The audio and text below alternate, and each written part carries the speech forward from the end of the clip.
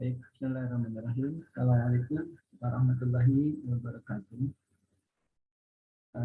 Selamat malam mungkin ya hari ini seluruh mahasiswa mahasiswi di SIA 26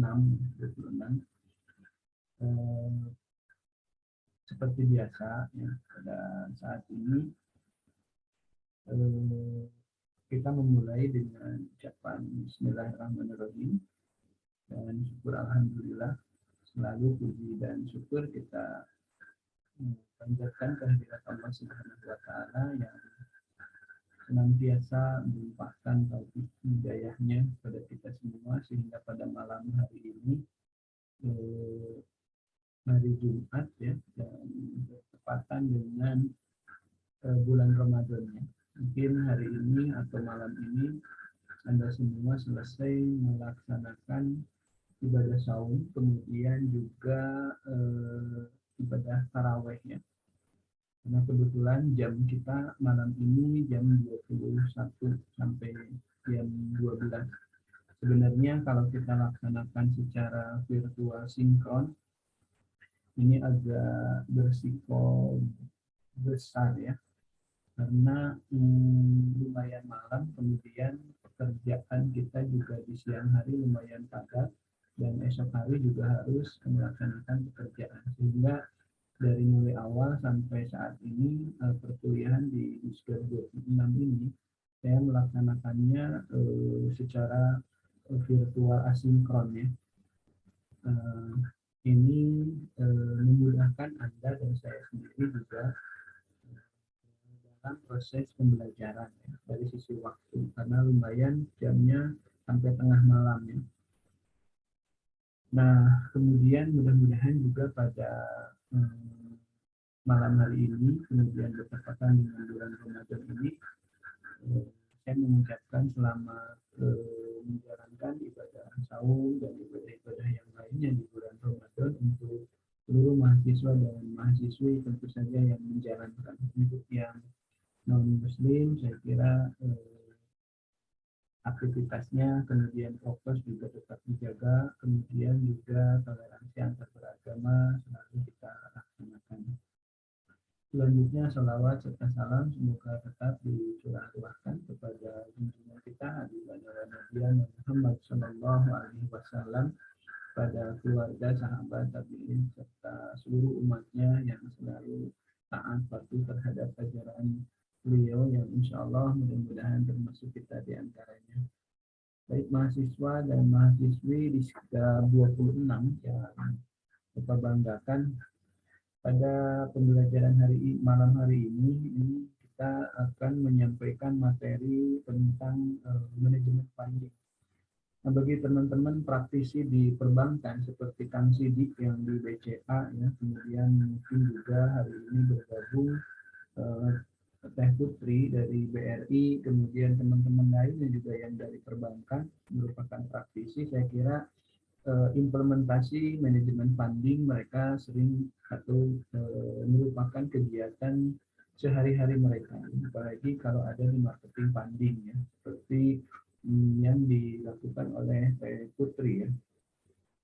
Nah, mudah-mudahan nanti akan memberikan warna dalam diskusi, kemudian juga dalam pemaparan materi yang akan disampaikan oleh kelompok pertama, yaitu Kang Egi Sugianto, ya, kemudian Siti Nurul Aini ya. Nah, dari kelompok 1 sudah siap hari ini di hadapan kita untuk mempresentasikan hasil diskusi, kemudian hasil pencarian materinya dan makalah serta PPT-nya sudah saya terima. Terima kasih Kang Egi dan Siti, dan saya juga mengucapkan selamat. Presentasinya juga yang dilakukan melalui virtual video ini juga sudah diterima, dan hari ini teman-teman juga silahkan bisa menyimak presentasi dari kelompok 1 Kang Egi dan Teh Siti. Nah, sebagai prolog bahwa secara materi funding atau manajemen funding ini yang kita ketahui bahwa di perbankan ini sumber dana ini kan minimal ada 3 ya. Yang pertama yang berasal dari modal sendiri. Nah, orang akuntansi akan mencatat sumber dana ini dan dia akan mengelompokkan perkiraan sumber dana ini sebagai pasifa.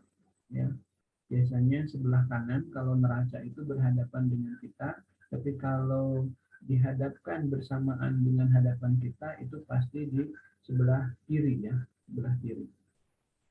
Nah, di posisi pasifa itu ada yang sumbernya modal, ada yang liabilities hutang. Nah, gitu.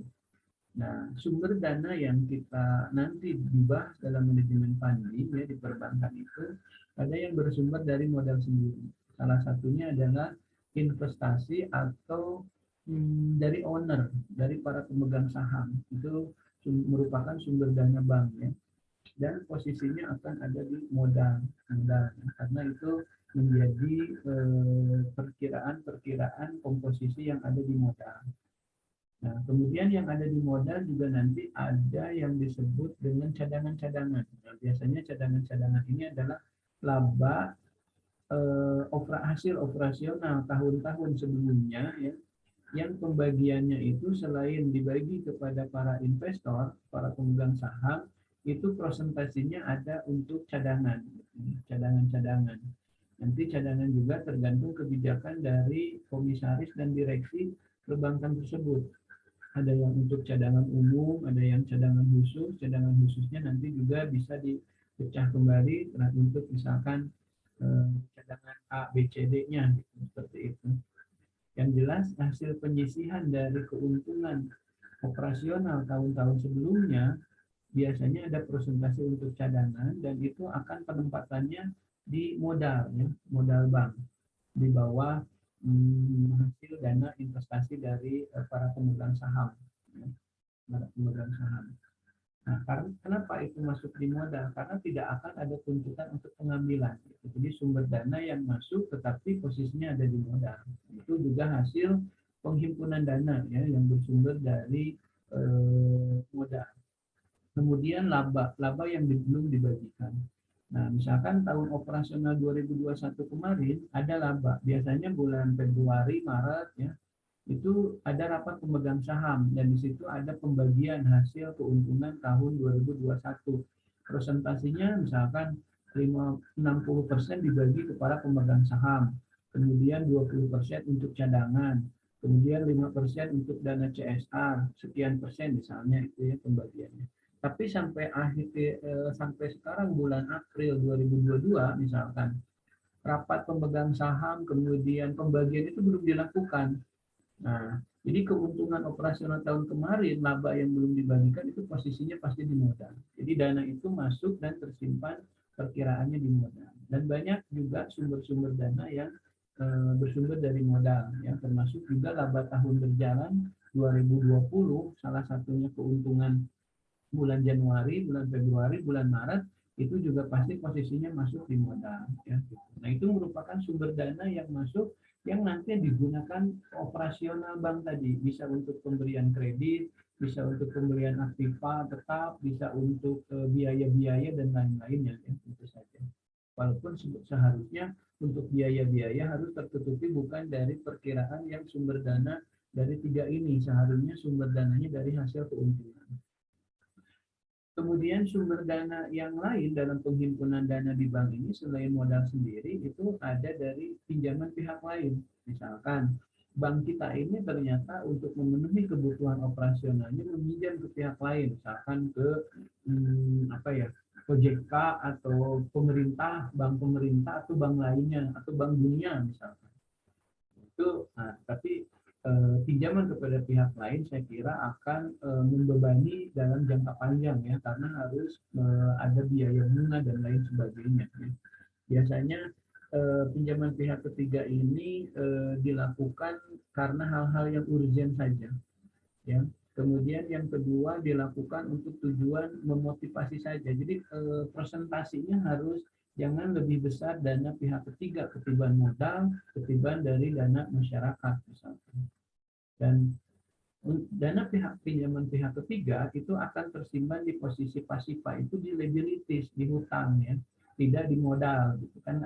Kan di Pasipa itu ada liabilities, hutang, ada capital, ya, ada modal. Nah, kemudian selain dana pinjaman pihak lain, bank juga memiliki sumber dana dari dana masyarakat melalui produk-produk simpanan tabungan, ya, tabungan, kemudian deposito, giro, dan lain sebagainya. Gitu.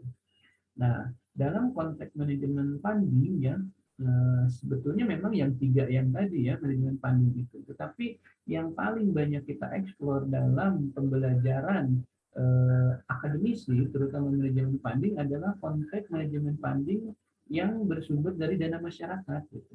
Jadi bagaimana strategi, bagaimana kita memiliki produk yang bisa ditawarkan kepada masyarakat sehingga masyarakat itu mau menempatkan dana melalui tabungan dan depositonya di bank kita.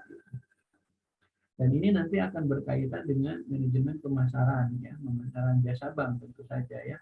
Karena dalam manajemen pemasaran aspek yang harus diperhatikan adalah paling tidak marketing mix. Yang pertama pricing.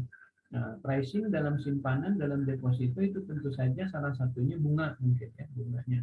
Jadi jika bunga yang ditawarkan oleh bank kita tinggi, saya yakin nasabah masyarakat akan memindahkan dananya dari rumahnya, dari celengannya, dari bank lain bahkan ke bank kita. Kenapa? Karena pricing yang ada di bank kita ini ternyata besar, gitu, ya, seperti itu. Walaupun memang kita juga punya aturan patokan dari BI, ya.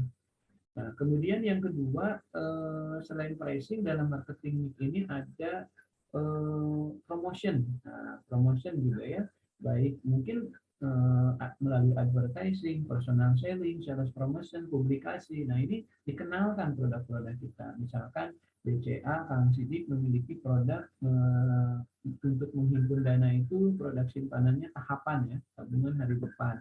Mungkin untuk BRI ada produknya itu Simpedas, kemudian Britama. Nah, kemudian strateginya nanti bisa saja melakukan program-program undian hadiah, kemudian program-program yang lainnya, ya, selain suku bunga yang tinggi ataupun yang lain seperti itu. Ini bagian dari strategi bagaimana menghimpun dana dari masyarakat supaya masyarakat itu percaya menempatkan dananya di bank yang kita tempat kita kerja, gitu, ya, tidak ke bank lain, gitu. Dan tentu saja bank lain juga akan melakukan strategi yang tidak jauh beda dengan kita sehingga pada akhirnya akan berkompetisi, gitu. Nah, gitu, ya. Nah, siapa masyarakat yang menempatkan dananya di kita, ya, mungkin saja sebenarnya secara pricing kita kalah, tapi karena layanan kita bagus, kemudian juga sudah ada kedekatan, ya, antara masyarakat dengan kita, entah itu ada kaitan saudara, kemudian juga ada perasaan sudah nyaman, ya, baik dari secara pelayanan dan yang lainnya. Nah, ini juga yang akan mengakibatkan kita memenangkan persaingan, artinya kita itu punya kepercayaan di hati masyarakat, sehingga masyarakat mau menempatkan dananya di bank kita. Nah, tentu saja dalam akademisi atau teorinya memang begitu cukup bisa kita pahami, ya, dengan mudah, tetapi dalam implementasinya tidak demikian. Mungkin Kang Sidik yang hari ini praktisi di BCA, kemudian Bu Putri yang praktisi di BRI, dan teman-teman yang lain juga yang praktisi di BPR atau di bank, merasakan sekali, kan, karena saat menghimpun dana dari masyarakat tidak sekedar kita harus melakukan promosi advertising, misalkan personal selling atau sales promotion atau publikasi. Ternyata ini sudah dilakukan tapi kok tetap nihil, kan, kenyataannya. Apa yang harus dilakukan, strategi apa lagi? Nah, jika dalam teori kan mungkin begitu cukup sederhana, ya, memahami tentang hal ini, tapi dalam implementasinya perilaku masyarakat juga sangat berbeda, kan. Di beberapa daerah mungkin dia selalu mengandalkan pricing, ingin bunga yang tinggi. Tetapi di beberapa dia tidak terlalu menginginkan bunga yang tinggi. Yang penting mereka itu menginginkan justru fasilitas layanan lain seperti misalkan m-banking, kemudian SMS banking, dia ada enggak, gitu. Kan setingkat BPR tidak ada, ya, fasilitas itu. Sehingga jika Anda menempatkan dananya di setingkat BPR, kalau Anda mau mengambil dana itu di ATM di luar kota, ya, nah itu agak kesulitan. Jadi kalau Anda nyimpan di bank umum kan itu bisa bebas, ya. Bahkan bank umum ini ATM-nya, kalaupun tidak memiliki ATM sendiri, mereka sudah berintegrasi dengan bank-bank yang lainnya melalui ATM bersama, ya, seperti itu. Kemudian juga tidak memiliki fasilitas mobile banking, ya, di BPR itu, sehingga jika Anda berbisnis, jika Anda bertransaksi dengan yang namanya bisnis online, ya, sebut saja Shopee misalkan, ataupun Lazada, ataupun aplikasi yang lainnya, itu kan pembayarannya sudah melakukan virtual, sementara BPR tidak memiliki fasilitas itu. Nah, berarti di sini kalau kita kerja di BPR sudah kalah tuh dari layanan-layanan tersebut. Makanya itu menjadi sebagian dari kelemahan yang ada di BPR, sehingga BPR, kalau Anda kerja di BPR hari ini, sebaiknya mengangkat dalam publikasi, dalam promosi itu bukan fasilitas layanannya.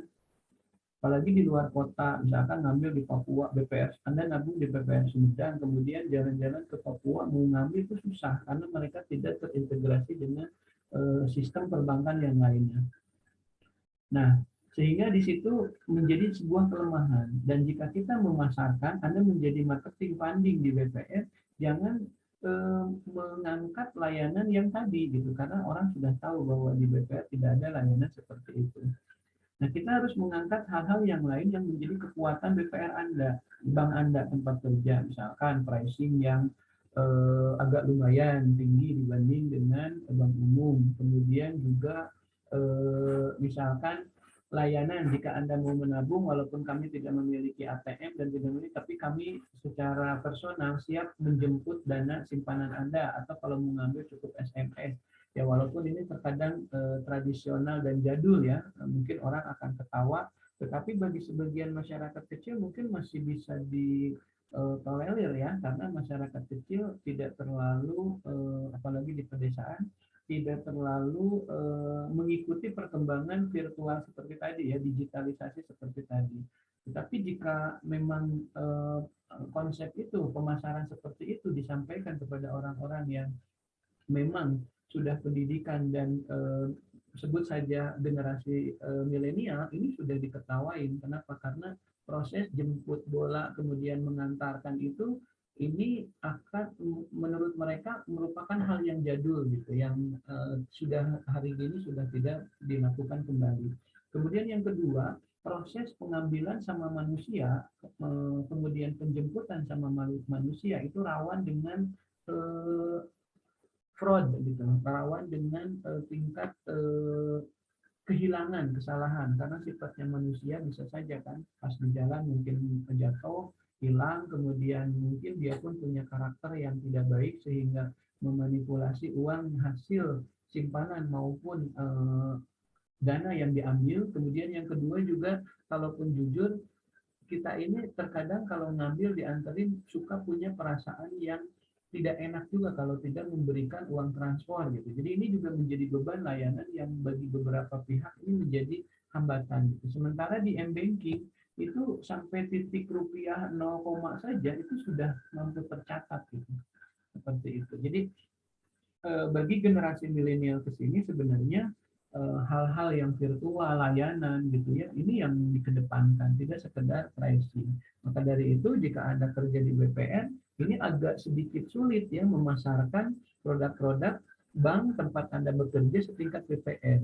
Tapi Anda jangan putus di situ saja, harus bagaimana mengeksplor kelebihan-kelebihan BPR yang Anda miliki.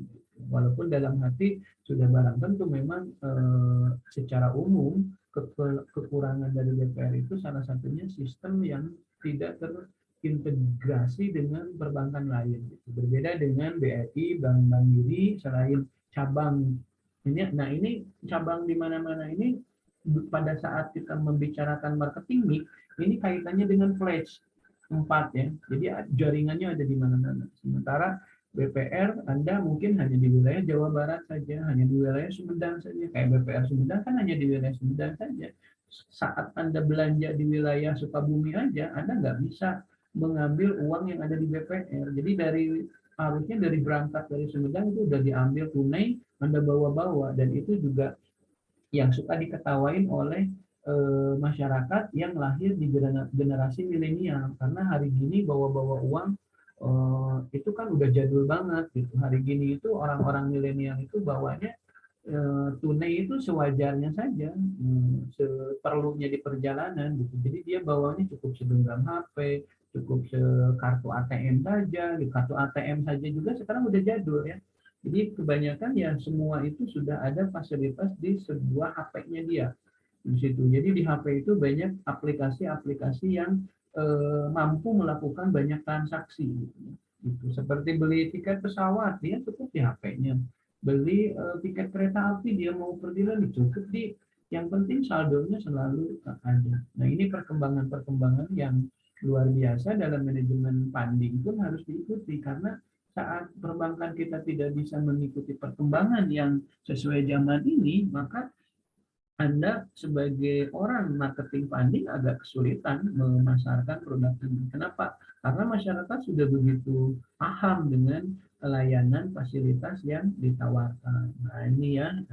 Kemudian manfaat funding tentu saja sebagai dana operasional ya. Jadi sumber dana itu nanti akan dibiayai untuk dana operasional, baik itu aktiva produktif melalui kredit-kredit ya, kemudian juga untuk aktiva tetap ya yang mendukung terhadap aktiva produktif, kemudian biaya-biaya yang lainnya. Nah, manakala dana operasional ini maksimal, apalagi digunakan untuk aktiva produktif, besar harapan manajemen perbankan itu dari aktiva produktif itu menghasilkan keuntungan. Nah, keuntungan inilah yang nantinya akan membiayai biaya-biaya, termasuk biaya gaji karyawan, biaya amortisasi gedung, sewa gedung, dan lain sebagainya, kemudian depresiasi komputer, kendaraan, dan lain sebagainya, biaya perjalanan dinas, dan lain sebagainya. Sehingga jika tidak melakukan operasional di aktiva produktif, ini tidak akan menutup biaya-biaya. Dan aktiva produktif termasuk aktiva tetap juga harus memiliki amunisi kekuatan. Salah satunya tadi dana yang bersumber dari tiga tadi. Ya, inilah konsep manajemen funding. Dan supaya lebih detail lagi, maka hari ini tadi seperti yang saya sampaikan, rekan siapa Egy Sugianto, kemudian Siti Nurul Aini, saya kira sudah siap untuk mempresentasikan lebih detail apa yang sudah saya sampaikan. Yang sudah sampaikan tadi sebagai prolog saja ya, mudah-mudahan bisa dipahami dan bisa lebih jelas nanti dengan kita menyimak lebih detail apa yang disampaikan oleh kelompok pertama Saudara Egy Sugianto dan Siti. A'udzu billahi minasyaitonir rajim. Bismillahirrahmanirrahim. Assalamualaikum. Sebentar Kang Egy, karena Kang Egy sama Teh Siti ini ternyata menguploadnya di ini ya, di apa tuh, di YouTube. Nah, baik, kita akan perbesar.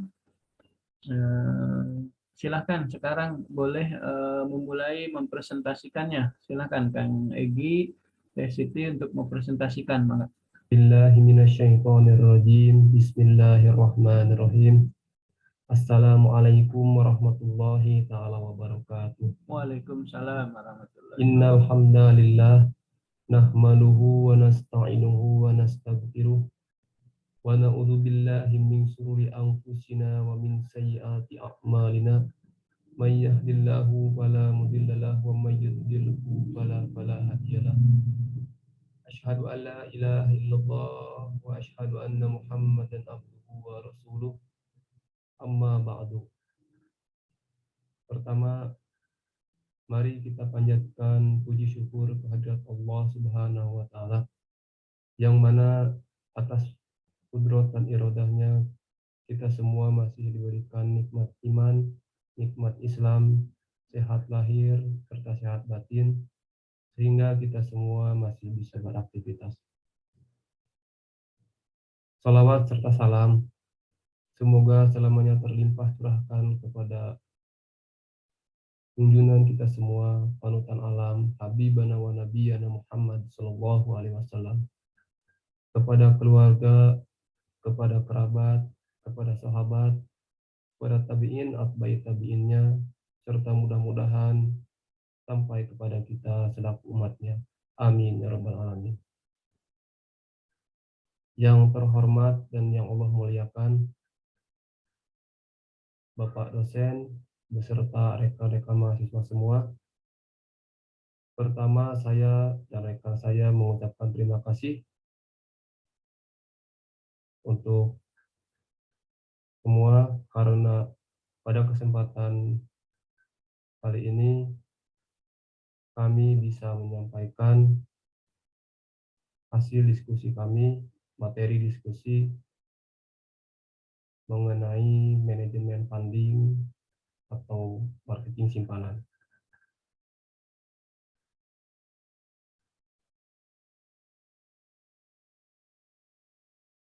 Mengenai materi ini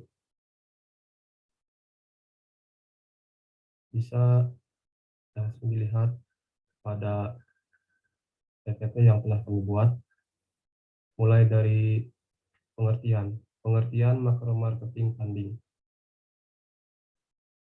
yaitu merupakan salah satu bagian dari fungsi pekerjaan di dalam dunia perbankan yang mempromosikan dan juga menghimpun dana dari masyarakat.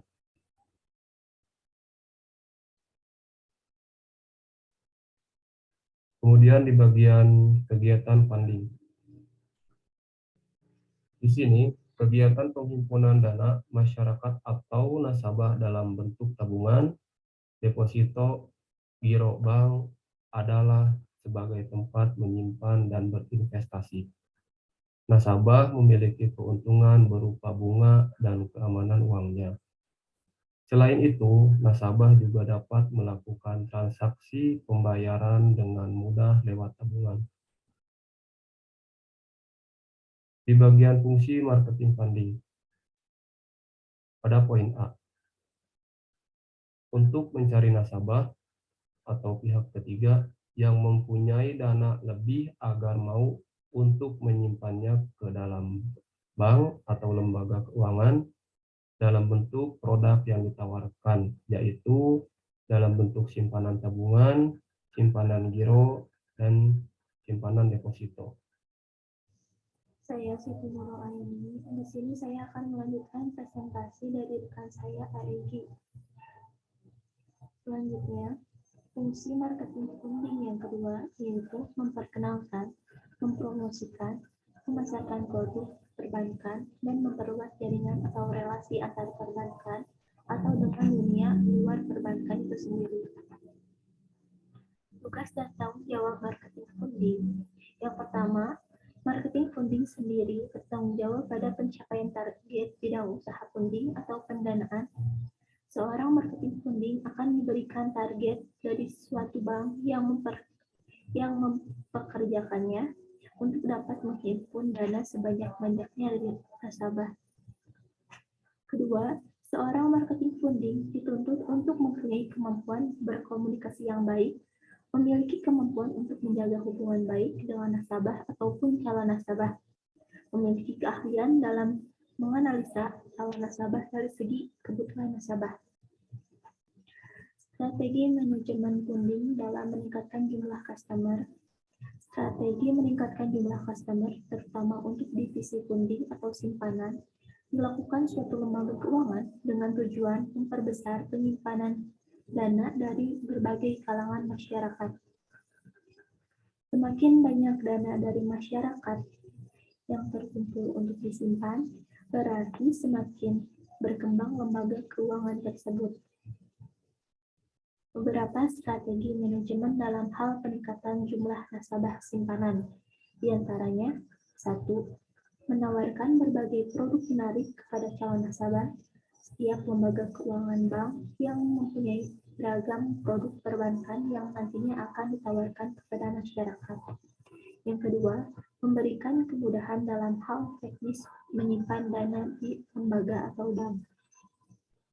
Yang ketiga, memberikan jaminan seperti dengan memberikan surat perjanjian atau kesepakatan yang berisi pihak lembaga mau bertanggung jawab sepenuhnya jika di kemudian hari terdapat hal-hal yang tidak diinginkan oleh nasabah. Kesimpulannya, Marketing funding merupakan salah satu bagian dari fungsi pekerjaan dalam perbankan yang mempromosikan dan juga menghimpun dana dari masyarakat. Fungsinya untuk mencari nasabah, mempromosikan, memasarkan produk perbankan, dan memperluas jaringan antar perbankan atau di luar perbankan. Sekian presentasi dari kelompok 1. Mohon maaf apabila ada kesalahan dan kekurangan. Wassalamualaikum warahmatullahi wabarakatuh. Baik, Waalaikumsalam warahmatullahi wabarakatuh. Terima kasih. Qul huwallahu ahad, Allahus samad, lam yalid wa lam yulad, wa lam yakul lahu kufuwan.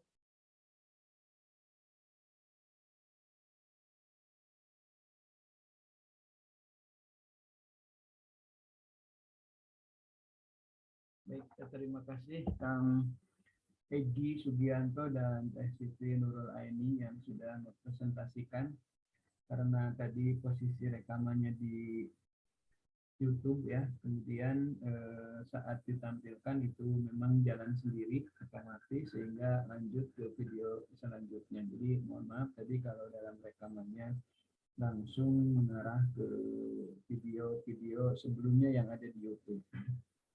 Mengomentari tadi apa yang dipresentasikan oleh kelompok pertama sebetulnya udah lumayan bagus ya.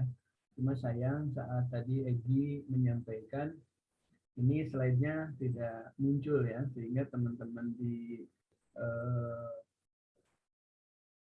kelas yang menyimak ini saya kira tidak melihat slide yang. Jadi sebaiknya nanti saat hari ini ya, Jumat ini, Anda juga mengirim di grup PPT-nya supaya teman-teman nanti bisa melihat apa yang tadi disampaikan oleh Saudara Egi, karena saat Egi menerangkan dari mulai pengertian ya, kemudian ke beberapa slide berikutnya itu tidak muncul gitu. Jadi hanya Egi aja yang presentasi sendiri. Kemudian untuk Siti tadi saat presentasi memang, nah ini udah keluar sehingga apa yang disampaikan, apa yang diterangkan kita juga bisa melihat slide-nya di depan ya. Gitu. Jadi tolong saat nanti di presentasi saat ini dikirimkan juga kepada grup kelas ini PPT yang Anda sudah kirim ke saya itu ya, saudari Siti dan Egi. Kemudian strategi tadi ya silahkan sudah cukup lah gitu ya, secara walaupun nanti mungkin dari praktisi ini lebih detail ya, karena strateginya lebih implementatif dan lebih tergantung kondisi ya, karena beda cabang, beda unit perbankan Anda saat melakukan strategi marketing beda lagi akurat dan efektifannya gitu. Kadang-kadang Anda pernah berpengalaman di cabang Jakarta misalkan dengan strategi funding seperti ini mungkin itu cukup ampuh ya, sehingga menjadikan masyarakat itu menjatuhkan hati baik dalam simpanan, deposito maupun giro di bank kita. Tetapi begitu Anda dipindah ke cabang-cabang di kabupaten yang ada di provinsi-provinsi lain belum tentu juga, karena kondisi masyarakat berbeda, entah itu dari pendapatan masyarakat, kemudian IPM pendidikan, kemudian juga wilayah yang memang kalau di desa itu kan berapa ya istilahnya berkelompok gitu ya, perumahan, kemudian pegunungan, pesawahan, baru perumahan lagi, seperti itu. Mungkin kalau Anda di kota biaya juga cukup efisien ya, karena dari satu wilayah ke wilayah lain itu cukup berdekatan, kemudian akses jalan dan kendaraan juga begitu mudah. Jadi belum tentu juga ya. Nah, tapi kalau di akademisi ini paling tidak juga ilmu ini menggambarkan ya. Nantinya silahkan mengeksplor sendiri kalau memang sudah mengimplementasikan di tempat kerja. Ini saya kira prolognya tadi di prolog awal saya sudah menjelaskan ya funding secara agak gamblang, dan saya kira komentar untuk kelompok 1 itu saja, dan untuk kelompok 2 saya kira dari sekarang mempersiapkan diri ya, baik PPT, makalah, kemudian presentasi videonya ya, dan jika bisa jangan di-share dulu di YouTube ya. Jadi Anda itu silahkan merekamnya itu dalam beberapa aplikasi lah, banyak saya kira ada Bandicam, kemudian lewat Zoom juga berdua itu saya kira tidak akan mengharuskan pembayaran Zoom yang berbayar kan, kalau dua orang kayak tadi Egy dengan Siti itu kan dua orang. Jadi kalau Anda bikin schedule meeting ID di Zoom juga saya kira sampai 3 jam juga nggak bakalan bayar karena partisipannya cuma 2 orang, bahkan 4 orang pun itu durasinya bisa berjam-jam ya dan tidak berbayar, kecuali kalau partisipannya di atas 4 orang. Jadi banyak aplikasi-aplikasi lain, kemudian Anda rekam, Anda converter, Anda kirim, atau sebelum dikirim Anda masukkan dulu ke Drive. Nah, ada kan di email itu ada Drive, jadi penyimpanan Drive itu cukup besar, 15 giga ya fasilitasnya, sehingga video yang Anda rekam walaupun besar itu akan tersimpan di Drive. Drive itu ukurannya besar. Nah, nanti yang dikirimkan ke saya link Drive Anda yang sudah dimasukkan ke Drive email Anda, gitu. Sehingga saya nanti membukanya di link Drive yang Anda kirim ke saya. Gitu. Karena kalau video itu dikirim lewat WA langsung, itu ukurannya besar. Sementara di WA itu paling-paling ukurannya 60 kilobyte ya, atau mungkin 60 megabyte ya. Gitu. Nah, nanti saya akan memberikan semacam prolog penyampaian gitu yang disatukan, barulah dari dosen itu akan disampaikan melalui channel YouTube-nya. Nah, seharusnya jika waktunya tidak tengah malam ya seperti yang schedule di Diskam 26, itu saya itu jarang melakukan seperti ini. Biasanya Anda presentasinya langsung aja di ID meeting Zoom. Jadi kita bersamaan gitu, jam kuliahnya misalnya jam 4 sore. Nah, kita bersama-sama di ID Zoom jam 4 sore, kemudian kita bincang seperti ini, dan yang presentasi langsung diberikan waktu untuk share screen dan untuk mempresentasikan. Tetapi karena tengah malam ini saya kira agak lumayan, apalagi di bulan Saum ya, banyak sekali aktivitas ibadah yang khawatir terganggu, jadi digunakan channel YouTube seperti ini. Dan saya sarankan kelompok 2 segera mengirimkan dari sejak kelompok pertama ini presentasi, karena waktunya udah cukup lama saya kira ya. Jadi apalagi kelompok 3 jangan merasa, kelompok 4, 10 jangan merasa masih lama, buatkan dari sekarang, kemudian kirimkan link drive-nya gitu. Jadi jangan nanti aja masih lama, nanti pada saat sudah waktunya Anda kesulitan karena bisa saja kan orang bisa sakit atau yang lainnya gitu ya. Jadi jangan ditunggu lama-lama. Jadi saya kira mohon terutama kelompok 2 untuk segera mengirimkannya. Baik, itu saja, silahkan selanjutnya Anda simak, kemudian Anda barangkali ada hal-hal yang harus didiskusikan, maka sambil menunggu sahur, kemudian juga selamat melaksanakan aktivitas ibadah saum untuk hari yang kesekiannya, dan mudah-mudahan saum kita diterima Allah Subhanahu wa Ta'ala. Baik, itu saja saya kira. Terima kasih kelompok 1 dan teman-teman di Diskab 26. Mohon maaf apabila ada banyak kesalahan, kehilapan, dan kekurangan. Terima kasih. Billahi taufiq wal hidayah. Assalamualaikum warahmatullahi wabarakatuh.